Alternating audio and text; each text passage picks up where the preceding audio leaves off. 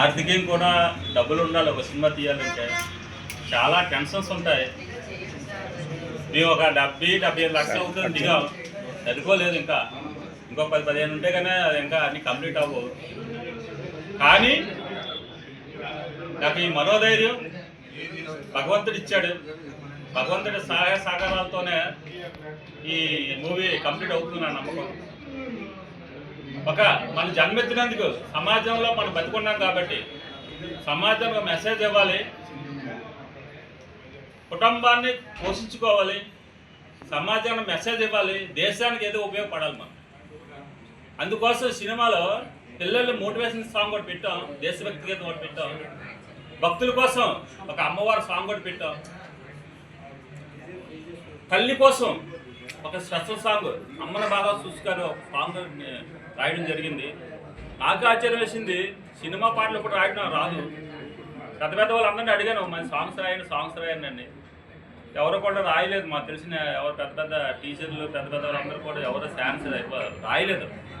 ఎందుకు మనం ఎందుకు రాయకూడదని సంకల్పంతో రాయడం జరిగింది. కానీ ఆ మ్యూజిక్ డైరెక్టర్ కూడా అడిగారు, సార్ ఎవరు రాశారు ఈ పాటలు, చాలా బాగా వచ్చాయని. కథకు తగ్గట్టు అందులో ఆ సాంగ్ లీనమై ఉంటుంది. దగ్గర 7 సాంగ్స్ వచ్చాయి. 7 సాంగ్స్ సూపర్ హిట్ వచ్చాయి.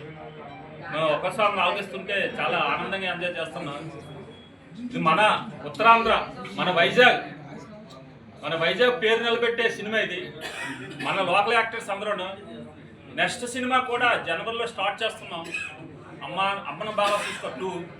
దానిలో మెయిన్ రోల్ మా అబ్బాయి తేజ యాక్ట్ చేస్తాడు హీరోగా.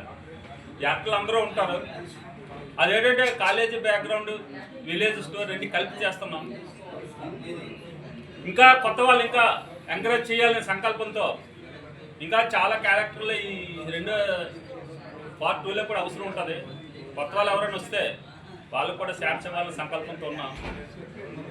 మా ఫస్ట్ సినిమా కాబట్టి మాకు ఏంటి ఎలా మాట్లాడాలి, ఎవరిని ఎలా చేయాలి మాకు తెలియదు. మా తప్పులుంటే మాకు క్షమించండి.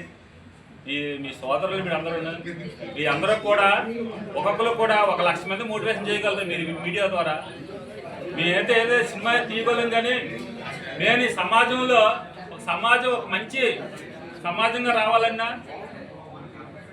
అది మీడియా చేతిలో ఉంటుంది. చూస్తున్నప్పుడు నేపాల్లో జరిగిన సిచ్యువేషన్ మీ అందరికీ తెలుసు. మీడియా అక్కడ బ్యాన్ చేయడం వల్ల రాజ్యంగా అక్కడ రాజులే మారిపోయారు, ప్రధానమంత్రి పోయారు.